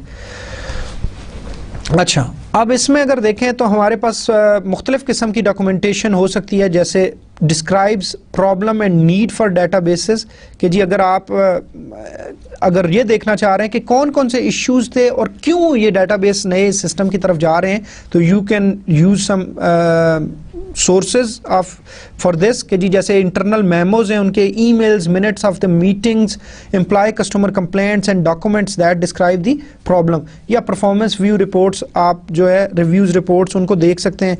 इसी तरह द सेकंड पोर्शन के describe the part of the enterprise affected by the problem, कि जो उनको करंट सिस्टम की वजह से जो जिनको बहुत ज़्यादा प्रॉब्लम आ रहे हैं वो कैसे आप कर सकते हो। You can look at the organizational charts, mission statement and strategic plan of the enterprise, objectives of the part of the enterprise, task और जॉब डिस्क्रिप्शंस, कौन कौन से लोग क्या काम कर रहे हैं, samples of completed manual forms and reports, या कोई कंप्यूटराइज फॉर्म्स या रिपोर्ट्स हैं। और तीसरी चीज़ जो है वो करंट सिस्टम के हवाले से कि आप इंफॉर्मेशन अगर एक्सट्रैक्ट करना चाह रहे हैं तो वो आपको फ्लो चार्ट्स या डायग्राम्स अगर कोई एग्जिस्ट करती हैं उससे आपको मिल जाएंगी। डाटा डिक्शनरी अगर कोई उन्होंने मतलब ऑलरेडी डाटाबेस यूज़ कर रहे हैं तो आप वो जितनी डॉक्यूमेंटेशन होगी, सिस्टम डिज़ाइन है या डॉक्यूमेंटेशन है, यूज़र ट्रेनिंग मैनुअल्स हैं, उनके थ्रू आप ये सारी इंफॉर्मेशन एक्सट्रैक्ट कर सकते हो। लेकिन जैसे मैंने बताया कि अगर इतनी एक्सटेंसिव इंफॉर्मेशन नहीं एग्जिस्ट करती, डॉक्यूमेंटेशन नहीं एग्जिस्ट करती, तो then this technique could basically result in incomplete information. Interviewing is the most commonly used and it is the most useful one. ठीक है जी, क्यों? क्योंकि फेस टू फेस आप लोगों से बात कर रहे होते हो, ठीक है, और आप जो इंफॉर्मेशन भी फिर कलेक्ट कर रहे होते हो, यू आर वेरी मतलब you can see that person, उसको आप देख रहे होते हैं, उसकी बॉडी लैंग्वेज आपको नज़र आ रही होती है। हम इसके इस हवाले से मतलब इसको बहुत इफेक्टिव जाना जाता है, लेकिन इसमें भी फिर कोई बहुत सारे इश्यूज हैं जिनको हम डिस्कस करेंगे। तो अगर हम देखें तो इसमें हम देखते हैं कि it is used to find out the facts. Verifying fact, verifying इस तरह के, मसलन फ़र्ज़ करें आपने कोई डॉक्यूमेंटेशन से कुछ एक इंटरप्रेट कर लिया, लेकिन you can verify by the interview कि जी हाँ जी ये चीज़ ऐसे ही है या नहीं, तो वो आपको बताएगा हाँ जी ऐसे ही है, ठीक है। क्लैरिफाइंग फैक्ट्स एक चीज़ है जो आपको सही क्लियर नहीं हुई, तो आप इंटरव्यू जिससे ले रहे हैं उससे क्लैरिफाई करवा सकते हैं, उसके ऊपर मज़ीद डिस्कशन कर सकते हैं, आप क्वेश्चन को रीफ्रेज कर सकते हैं and so on, generating enthusiasm in the sense कि जी you basically give a sense to the users of that system जिनसे आप इंटरव्यू कर रहे हैं, उनको आप ये बेसिकली एक तासुर दे रहे होते हो कि you are also part of this project, तो मतलब वो बड़ा एक्टिवली उसके अंदर पार्टिसिपेट फिर कर सकते हैं। Getting the end users involve, अगर आप एंड यूजर्स को भी इन्वॉल्व करते हैं तो मतलब ये बड़ा पॉजिटिव चीज़ है कि आपको एग्जैक्ट फिर इंफॉर्मेशन उस सिस्टम के हवाले से मिलेंगी, उनकी एक्टिविटीज़ के हवाले से मिलेंगी। Identifying requirements and gathering ideas and opinions, तो मतलब बहुत सारे आइडियाज़ या ओपिनियंस आपको उन लोगों से भी अगर आप इंटरव्यू करेंगे तो you can come up with a lot of ideas and opinions. लेकिन हम कुछ इनके प्रोज एंड कॉन्स या एडवांटेजेस या डिसएडवांटेजेस की बात कर लेते हैं कि इनमें क्या क्या इश्यूज हैं। तो अब कीप इन माइंड कि जी एडवांटेजेस की अगर बात करें, मैं क्विकली इस टेबल को देख लेते हैं। Allows interview to respond freely and openly to the question, मतलब एक तो ये है कि आपने इंटरव्यू जब कर रहे हैं तो उसको जो है इजीली इज फ्री कि जी ही कैन आंसर एनीथिंग, और वो जो भी क्वेश्चंस आप उससे करना चाहते हैं वो करेंगे, तो वो बड़ा फ्रीली उसको रिस्पॉन्ड करेगा और उन क्वेश्चंस का आंसर करेगा। Allows interview to feel part of the project, you give a sense to that person कि जी you are also part of this project, which could be very helpful in some situations. Allows interview to follow up on interesting comments made by the interviewee, तो मतलब कुछ अगर comment किया उसने कुछ certain issues के ऊपर, तो then the interviewer can follow up और फिर उसको मजीद वो उससे इंफॉर्मेशन एक्सट्रैक्ट कर सकता है। अलाउज इंटरव्यूअर टू अडॉप्ट और reward questions during the interview, मतलब ये एक बड़ा पॉजिटिव या इसका एक खास फीचर है इंटरव्यू का कि जी फर्ज करें आप अपना मसलन अगर क्वेश्चन वो आपको आंसर सही नहीं मिला उससे या क्लैरिफाई नहीं हो सका, तो आप अपने क्वेश्चन को रीफ्रेज कर सकते हो ताकि उसको क्लियर आप जो उससे इंफॉर्मेशन एक्सट्रैक्ट करना चाह रहे हो वो आप कर लो। Allows interviewer to observe interviewees body language and this also मतलब गिव्स यू अ चांस कि you could look at the body language of the interviewee and then you can also extract कि जी वाकई ये कोई जो बात कर रहा है वो कोई मतलब ये नहीं है कि बात है कुछ और वो बता कुछ और रहा है। लेकिन इसके कुछ डिसएडवांटेजेस भी हैं। डिसएडवांटेजेस में very time consuming and costly, time consuming in the sense कि you need to have an appointment, और कॉस्टली इन द सेंस कि you need to go to that particular organisation, अगर वो नज़दीक है फिर तो ठीक है, लेकिन उसमें मतलब काफ़ी सारा and therefore may be impractical, तो इस हवाले से इश्यूज़ हैं। Success is dependent on communication skills of the interviewer, और ये बहुत इंपॉर्टेंट फैक्टर है कि जो इंटरव्यू करने वाला बंदा है he should have very good communication skills. अगर उसके पास वो नहीं है तो then he won't be able to extract the information that he wants. तो फिर ये एक बड़ा इंपॉर्टेंट रोल है कि अगर वो इंटरव्यूअर कम्युनिकेशन स्किल्स में थोड़ा सा वीक है तो देन प्रॉब्लम्स होंगे। Success can be dependent on willingness of interviews to participate in the interviews.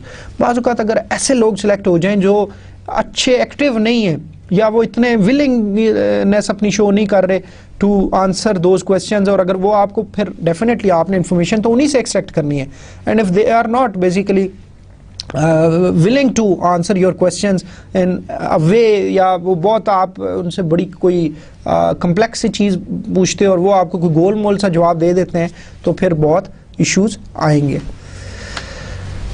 Interview की दो टाइप्स हो सकती हैं, ओपन एंडेड क्वेश्चंस हो सकते हैं और closed ended questions. Open ended आपको पता है कि जी जिनके बड़े मतलब एक डाइवर्स किस्म का आंसर हो सकता है, कोई लंबी चौड़ी डिस्कशन हो सकती है। जो क्लोज एंडेड क्वेश्चन हो सकते हैं वो बहुत उसकी शॉर्ट या रिस्ट्रिक्ट कर देते हो कि जी मसलन आप पूछते हो कि यस और नो की फॉर्म में दे दो, या आप उनको ऑप्शंस दे देते हो, इन 3-4 ऑप्शंस में से कोई भी आप दे दो। तो मतलब जो क्लोज एंडेड क्वेश्चंस होते हैं, they are good in the sense कि जी वो आपको क्लियर एक आंसर मिल जाता है, लेकिन जो ओपन एंडेड क्वेश्चंस मतलब फॉर सम इश्यूज या some aspects they are better, कि उसमें फिर वो क्लियरली एक्सप्लेन करता है कि वो सारा किस तरह जो है उसको वो मतलब कोई एक्टिविटी है उसकी आप इंफॉर्मेशन चाह रहे हैं तो वो उसको एक्सप्लेन करेगा। जो तीसरा हमारा फैक्ट फाइंडिंग के हवाले से जो हमारा मेथड है या टेक्निक है, that is observing the organization in operation. कि जी this is also very useful कि आप खुद उस ऑर्गेनाइजेशन में चले जाते हैं and you observe the organization activities, और आप जो मसलन अगर, और ये उस सूरत में है कि जब आप समझते हो कि आपकी वो जो ऑर्गेनाइजेशन है दैट इज़ कम्प्लेक्स कोई उसकी है और आप उधर जाके खुद देखते हो। अच्छा, अब इसमें भी दो चीज़ें हो सकती हैं कि मतलब अगर आप जो है ना तो खुद भी वो उन एक्टिविटीज़ में पार्टिसिपेट कर सकते हैं, या you just act as a watcher या ऑब्जर्वर कि आप वहाँ बैठ के लोगों को देखते रहते हैं, उनकी एक्टिविटीज़ को आप वॉच आउट करते रहते हैं। ठीक है जी। अब keep in mind it's a very useful technique when the validity of data collected is in question. कि मसलन आपने एक पहले कोई डाटा कलेक्ट किया किसी और टेक्निक से and you want to validate that कि आया कि ये वाकई फैक्ट है या नहीं, तो you can yourself go and watch those activities and then you can say okay हाँ जी ये वाकई जो हमने इंफॉर्मेशन या फैक्ट्स कलेक्ट किए थे ये यही बात है। ठीक है जी। तो ये एक इम्पॉर्टेंट है। और एक और जो दूसरा ऑप्शन है वो ये भी है कि when the complexity of a certain aspects of the system prevents a clear explanation by the end users. के बाज़ औक़ात ऐसी भी सिचुएशन होती है कि कम्प्लेक्सिटी है किसी एक खास एक्टिविटी की या एस्पेक्ट की, एंड जो आपका एंड यूज़र है that is not able to explain that complex phenomena, फिर आप खुद जाके जो है वहाँ पे उस चीज़ को खुद से ऑब्जर्व कर सकते हैं। That will be very helpful. इसके अगेन कुछ एडवांटेजेस और डिसएडवांटेजेस हैं, हम देख लेते हैं। It allows the validity of facts and data to be checked. Observer can see exactly what is being done. Observer can also obtain the data describing the physical environment of the task. Relatively inexpensive. Observer can do work measurements. ठीक है जी, ये इसके कुछ advantages हैं। आई hope कि इसमें कोई ऐसा इशू नहीं है, लेकिन कुछ इसके डिसएडवांटेजेस में, जिनमें एक ये है कि people may knowingly or unknowingly perform differently when being observed। कि मतलब उनको लोगों को पता चल जाए ना कि आप उनको ऑब्जर्व कर रहे हो, तो मतलब वो वैसे ही शायद थोड़े से उनका बिहेवियर चेंज हो जाए कि ये हमें देख रहा है तो अब जो जिस तरह नॉर्मल रूटीन में काम करते थे शायद आप उस तरह ना करें। May miss observing tasks involving different levels of difficulty और volume normal experience during that time period. अब बाज़ औक़ात ये होता है कोई भी एक्टिविटीज़ जब परफॉर्म हो रही हैं, मसलन कोई भी जॉब एक्टिविटी किसी बंदे की है, तो बाज़ औक़ात उसका नॉर्मल टाइम हो सकता है कि वो एक्टिविटीज़ नॉर्मल फ्रीक्वेंसी में हो रही है, बाज़ औक़ात वो पीक फ्रीक्वेंसी है कि बहुत कस्टमर्स आ रहे हैं तो कस्टमर्स का बड़ा रश है, तो मतलब उस आप बाज़ औक़ात अगर इस किस्म की सिचुएशन है तो आप मे बी वो फिर मिस भी कर सकते हो, लेकिन you should be very careful. Some task may not always be performed in the manner in which they are observed, may be impractical. These are some disadvantages. The fourth one is research. Research could be helpful जी के जी मसलन आपने जैसे कोई computer journals हैं, कोई reference books आप follow कर लेते हो, या internet is the major source of the research, आप उसको यूज़ कर सकते हो। आप यूज़र ग्रुप्स या कोई बुलेटिन बोर्ड्स हैं फॉर स्पेसिफिक टॉपिक्स, जिस हवाले से भी कोई DBMS या कोई डायग्राम्स या कोई और मतलब टेस्टिंग स्ट्रेटजीज, आप उनके हवाले से जो है उन स्पेसिफिक यूज़र ग्रुप्स या बुलेटिन बोर्ड्स को भी फॉलो कर सकते हो। Provide information on how others have solved similar problems, plus whether or not software packages exist to solve or even partially solve the problem। अब मतलब आप रिसर्च करें, आप जिस प्रोजेक्ट पे काम कर रहे हैं तो यू कैन कि जी दूसरे लोगों ने अगर कोई किसी ने और ऐसा प्रोजेक्ट किया है तो वो कैसे किया था। कोई सॉफ्टवेयर ऐसे एग्जिस्ट करते हैं जो बजाय ये कि हम अपना सॉफ्टवेयर डेवलप करने के वही वाला परचेज कर लें या फ्री ऑफ कॉस्ट अगर है तो मतलब बजाय हम अपना टाइम उस पर लगाएं तो उसको यूज़ कर लें, तो मतलब आपको काफ़ी सारी हेल्प मिल सकती है अगर आप रिसर्च भी करें। इसके भी अपने एडवांटेजेस और डिसएडवांटेजेस हैं। It can save time if solution already exist. अगर आपकी किस्मत अच्छी है, आप जिस प्रोजेक्ट पे काम कर रहे हैं तो you can get a lot of help from that existing project. Researcher can see how others have solved this similar problem or met similar requirements। उसके लिए बड़ा जो है हेल्पफुल होगी ये चीज़। Keep researchers up to date with current development. तो मतलब जो करंट नई जो अपडेट्स आ रही हैं, जो डेवलपमेंट्स हो रही हैं, उनसे वो अप टू डेट रहता है। इसके भी कुछ डिसएडवांटेजेस हैं। Requires access to the appropriate sources of information. अब बाज़ औक़ात जर्नल्स जो हैं वो फ्रीली एक्सेस नहीं देते, या कोई सॉफ्टवेयर्स हैं या कोई और इस तरह का मटेरियल है, तो उन तक एक्सेस जो होती है वो रिस्ट्रिक्टेड होती है, यू हैव टू पे। तो मतलब ये होना चाहिए, may ultimately not help in solving the problem. अब आप जिस सिस्टम पे काम कर रहे हैं उसकी कोई डॉक्यूमेंटेशन मौजूद ही नहीं है, कोई ऑलरेडी किसी ने काम ही नहीं किया, तो there will be no basically help available for that because problem is not documented elsewhere. तो मतलब ये आपके इश्यूज इसमें इन्वॉल्व हैं। जो फाइनल हमारी फैक्ट फाइंडिंग टेक्निक है दैट इज क्वेश्चनेयर्स। क्वेश्चनेयर्स आपको पता है कि आपने भी देखा होगा, बाज़ औक़ात आपको जो भी जिस बारे में कोई बंदा काम कर रहा है वो आपको मुख्तलिफ स्पेसिफिक क्वेश्चंस जो है वो बना के एक पेपर पे और आपको दे सकता है कि आप इन क्वेश्चंस को आंसर करें। और इनके मतलब अब क्वेश्चनेयर भी बाज़ औक़ात तो फ्री फॉर्मेट हम देखेंगे कि जी, या फिक्स फॉर्मेट होते हैं, और उनमें से आपके पास ऑप्शन होती है कि आप उनमें मतलब एक ओपन कोई लंबा चौड़ा उसका आंसर करें, और अगर फिक्स्ड फॉर्मेट है तो उसमें आपको सर्टन ऑप्शंस दी गई होंगी और उनमें से आप कोई सिलेक्ट करते हैं।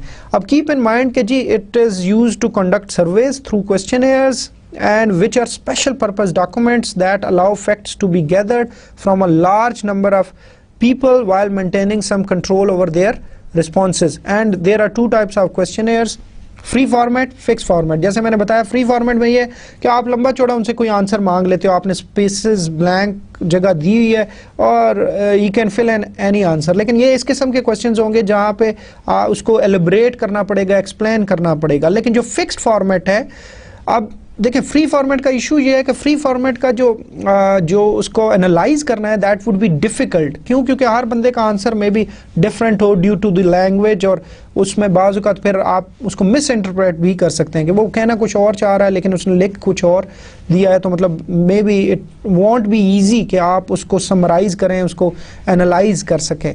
लेकिन जो फिक्स्ड फॉर्मेट है, फिक्स्ड फॉर्मेट में या आप येस नो के फॉर्म में, या आपने सर्टन उसमें से 3 या 4 उसको ऑप्शन दे दी कि जी एग्री, सपोज एग्री, जैसे आप कभी कुछ देखते भी होंगे, एग्री, डिसएग्री, या strongly agree and strongly disagree. तो मतलब ये सारी ऑप्शंस, तो वो उनमें से जो भी देगा। अब जब आपने नंबर ऑफ यूजर से ये डाटा ले लिया तो it would be very easy कि आप फिर उसके ऊपर जो है अपना जो है उसको अच्छे टेबलर फॉर्म में मेंटेन भी कर सकते हैं और उस डाटा को एनालाइज करना भी आसान होगा। लेकिन इसमें भी अब एक इशू ये है कि मसलन क्वेश्चनर्स में चूँकि आपने डाटा दे दिया तो वो लोग अपने जब उनके पास कन्वीनियंस पे वो जो है वो फिल इन करेंगे, लेकिन अगर वो क्वेश्चन कोई प्रॉपरली समझ नहीं पाए तो देयर इज़ नो ऑप्शन के वो फिर आप उसको रीफ्रेज कर सकें। तो मतलब वो जैसा उसको अंडरस्टैंड करेंगे उसके मुताबिक जो है वो इंफॉर्मेशन देंगे। इसी तरह इसमें यह भी होता है कि वो बाज़ औक़ात जो है वो बेहतर इसका रिज़ल्ट आता है। उसकी वजह ये होती है कि मतलब अगर आप उनको थोड़ा सा ये तसल्ली दें कि हम ये आपके कॉन्फिडेंशियल रहेगा, जो आपका रिस्पांस है ये हम अपने तक ही रखेंगे, तो then they come up with the real facts. लेकिन यही काम आप इंटरव्यू के तो टाइम पे कर रहे हैं तो may be they might not be telling you the fact कि जी वो आपको प्रॉपर इंफॉर्मेशन ना दे रहे हों। इसके भी अपने प्रोज एंड कॉन्स हैं, ठीक है जी। People can complete and return questionnaires at their convenience, relatively inexpensive way to gather data from a large number of people more likely to provide the real facts as responses can be kept confidential, responses can be tabulated and analyzed quickly. But on the other hand, if we look at the disadvantages, number of respondents can be low, possibly only 5 to 10%, because मतलब आप देखते हैं कि आप जब सर्वे मतलब अगर आप कभी आपने ये काम किया हो, क्वेश्चनर्स दिए हो, तो बहुत सारे लोग आपको फिल करके ही नहीं देते। तो उनमें जो फिल करके भी बाज़ औक़ात देते हैं उनका कंप्लीट नहीं होता, क्वेश्चनर्स में भी return incomplete, may not provide an opportunity to adopt a reword question that have been misinterpreted. ये मैंने ऑलरेडी डिस्कस कर दिया आपसे कि मतलब बाज़ औक़ात आपने क्वेश्चन तो पूछा लेकिन वो मिस इंटरप्रेट उसने किया, तो फिर वो मे बी चूँकि आपके पास ऑप्शन तो नहीं है कि आप उसको रीफ्रेज उनको दोबारा से समझा दें कि ये ऐसे है। Can not observe and analyse the respondents body language, again that is a difference from the interview. कि इंटरव्यू में तो आप उसका बॉडी लैंग्वेज भी देख सकते हैं कि यार वाकई ये विलिंग है या ऐसे ही जस्ट वो फिल इन तो नहीं कर रहा मतलब कैजुअली। तो ये जो है ये इसके प्रोज एंड कॉन्स हैं।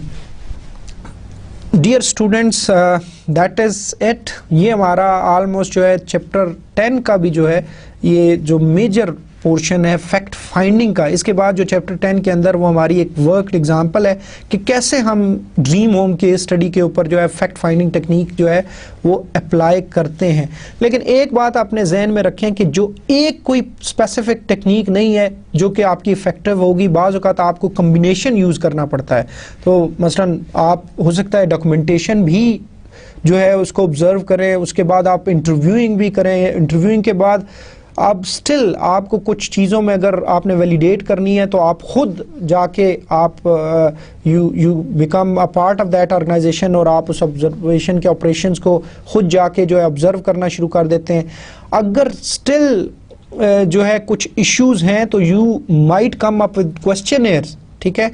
तो मतलब आप इन सारी फैक्ट फाइंडिंग टेक्निक्स का कम्बिनेशन यूज़ कर सकते हैं and you can come up with with all the facts that are required for the database system। और जैसे मैंने बताया कि ये जो मुख्तलिफ टेक्निक्स हैं ये मुख्तलिफ फेजेस में आप उनका कम्बिनेशन जो है वो यूज़ कर सकते हैं। तो that is the end of today's lecture. आज का लेक्चर हम यहाँ पे ख़त्म करेंगे। आज हम देखते हैं कि आज हमने अपने database system development life cycle को उधर से ही शुरू किया। उसकी डिस्कशन, प्रोटोटाइपिंग को हमने डिस्कस किया जो कि ऑप्शनल थी, और इम्प्लीमेंटेशन को हमने डिस्कस किया, डाटा कन्वर्जन एंड लोडिंग को डिस्कस किया, टेस्टिंग को डिस्कस किया, ऑपरेशनल मेंटेनेंस को डिस्कस किया, और फिर हमने ये किया कि हमने फैक्ट फाइंडिंग टेक्निक्स जो मुख्तलिफ, और उनमें से मतलब 5 हमने डिस्कस की, जिसमें examining, documentation, interviewing, observing the organization in operation, research और क्वेश्चनर। आई होप कि ये चीज़ें मुश्किल नहीं है, लेकिन इंशाल्लाह अगले लेक्चर के स्टार्ट में, before starting the case study, I will summarize, मैं सम अप करूंगा कि ये किस तरह ये चीज़ें एक दूसरे के साथ इंटर रिलेटेड है, और कुछ और जनरल जो डिस्कशन हमारी जो इस ओवरऑल किसी भी database system development life cycle के हवाले से इम्पॉर्टेंट है, हम इंशाल्लाह उसके ऊपर डिटेल से बात करेंगे। लेकिन आप प्लीज़ अपने इन चैप्टर्स को बड़ा क्रिटिकली लें और क्रूशली लें, क्योंकि इनका बड़ा क्रिटिकल रोल है। अगर आप इनको मतलब कोई उस तरह याद करने की ज़रूरत नहीं है, लेकिन you need to understand these things कि how these techniques are, this approach could be applied to any database project या कोई और प्रोजेक्ट है। तो मतलब यू जस्ट नीड टू, कोई मेमोराइज करने की ज़रूरत नहीं है कि उसमें ये और ये, लेकिन you just need to understand कि how these this system development life cycle and these fact finding techniques could be applied to a real life project। कि आपको एक प्रोजेक्ट दे दिया जाता है, चाहे वो डेटाबेस का प्रोजेक्ट है या कोई और प्रोजेक्ट है, then by using this development life cycle or fact finding techniques you can basically perform better as compare to मतलब कोई दूसरे एक अनस्ट्रक्चर्ड अप्रोच के बजाय, ताकि आपका जो फिर आउटकम हो वो बहुत अच्छा हो और आप जो है एक अच्छे सक्सेसफुल और कंप्लीट प्रोजेक्ट का जो है वो आप जो है उसके साथ आ सकें। तो आज का लेक्चर यहाँ पे ही ख़त्म करते हैं। इंशाल्लाह अगले लेक्चर के साथ फिर दोबारा हाज़िर होंगे। अस्सलामु अलैकुम।